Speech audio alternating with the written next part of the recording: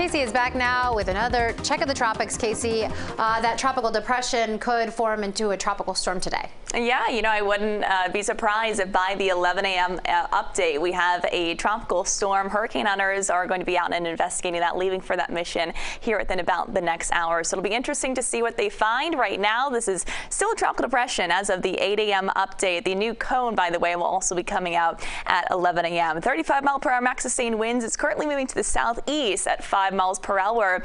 And this is about the location it's going to stay as we head through today and at least the start of Monday. We're not anticipating much movement in the near term, but by about late Monday into Tuesday, that's when we'll start to see this shift into the Gulf of Mexico as what is currently forecast to be a tropical storm, where it will be taking the name Idalia. From there, it's going to be moving over some very warm water in the Gulf of Mexico. So we are anticipating additional strengthening as we head into Wednesday. Right now, the forecast has it as a 90-mile-per-hour Category 1 hurricane before making landfall along the Big Bend area of Florida early Wednesday morning and continues that track off to the northeast. Eventually could be bringing some impacts to the southeast coast. This is a close-up shot of the forecast cone. Just wanted to show you this and show you that, of course, we are well outside of the forecast cone. Those areas in it, Gainesville, Panama City, areas like Tallahassee.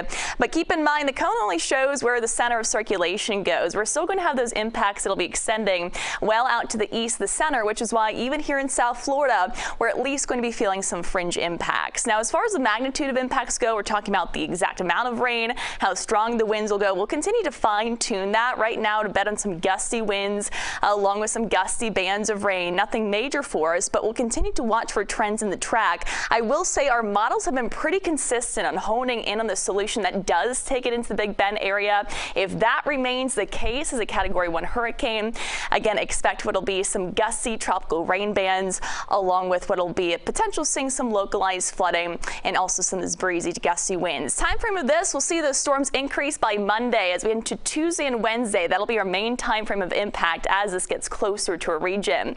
So today, pretty normal. We've got a couple showers out across our coastal areas that have been making their way onshore. Right now near the Hollywood area, we have a few of those. Today will be similar to yesterday, where most of the activity will start to push inland as we head towards the afternoon, though those rain chances a little bit higher than yesterday. Tomorrow morning, we're waking up pretty quiet, but during the afternoon, those thunderstorms will start to increase as tropical moisture does so.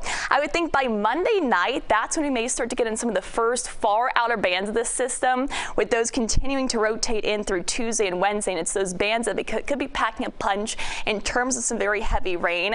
And we'll also have to watch for the potential, even maybe seeing some weak rotation, not quite it's out of the possibility of seeing some weak tornadoes with some of those pushing on shore. So time frame of impacts through Wednesday, we'll see those improvements by Thursday as its system starts to exit.